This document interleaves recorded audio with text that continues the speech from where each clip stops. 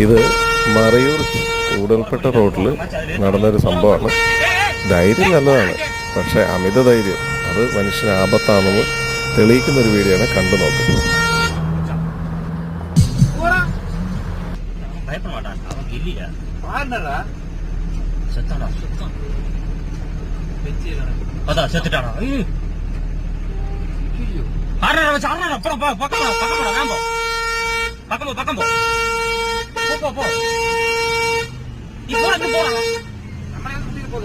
நீ போ, இல்லாட்டி அவனுக்கு முடிஞ்சிடும்.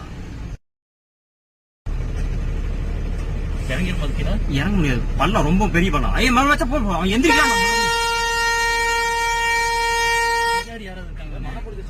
இல்லடா மாதாடா, அந்த பைத்தியமான